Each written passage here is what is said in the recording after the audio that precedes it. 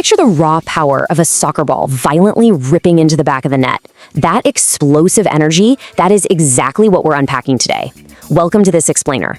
Let's dive right into the tactical chaos, the devastating injuries, and the unbelievable offensive explosions from Norway's historic 3-2 victory over Senegal.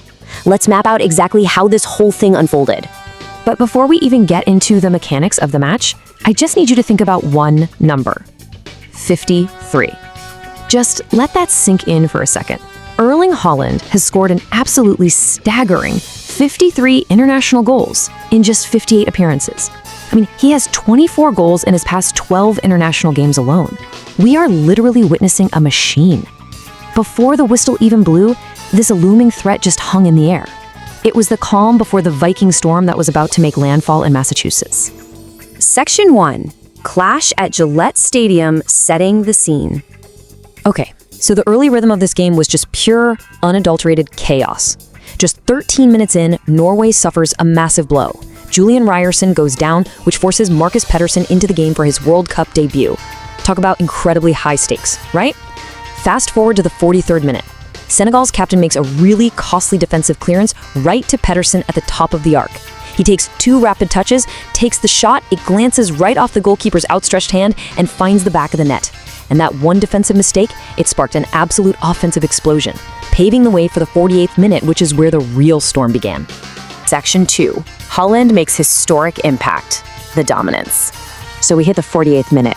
Boom, a lightning-fast, end-to-end counterattack, and Haaland uses his terrifying power to strike a lethal left-footed shot, 2-0. Then, exactly 10 minutes later, in the 50th minute, he executes this punishing 8-yard volley to make it 3-1, which honestly perfectly illustrates his place in history. If you look at Erling Haaland in 2026 versus Harry Kane in 2018, get this. They are the only 2 players in the last 50 years to score twice in each of their first 2 World Cup games. His brace against Senegal took his tournament tally to 4. He is fiercely hunting down that golden boot, sitting just 1 single goal behind Lionel Messi. We are literally watching a generational talent etch his name into the history books in real time.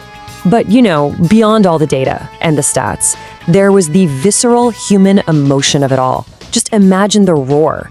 After that second goal, Haaland didn't just jog back to the center circle. He marched right toward the thousands of red-clad Norway supporters, raising his hand to his ear, and the crowd answered him. They performed the legendary Viking row, mimicking oarsmen screaming out, "Row, row, row." It was just a moment of pure, unified intimidation. Section 3. The Lions fight back, the tension. Now, if you thought Senegal was just going to roll over, well, think again. In a 53rd minute, Ismaïla Sarr slices right through the momentum and strikes back for Senegal. Then, disaster strikes the Lions again. Their star goalkeeper, Edouard Mendy, is forced to exit with an injury, completely throwing their defense into disarray. But they still refuse to quit. Deep into second half stoppage time, we're talking the 93rd minute here, Sarr miraculously finds the net again, 3-2. The Norway supporters are sweating, biting their nails, just watching the clock bleed down as Senegal desperately throws absolutely everything they have forward. But eventually, the final whistle blows. Senegal falls to 0-2 in a World Cup for the very first time in their history. Despite a valiant, incredibly stressful late-game push by the Lions of Teranga, there was just no miracle comeback in store today. I mean, they fought until the very last second, but the damage from Norway's unstoppable frontline was already done. Section 4. The Group I picture. The stakes.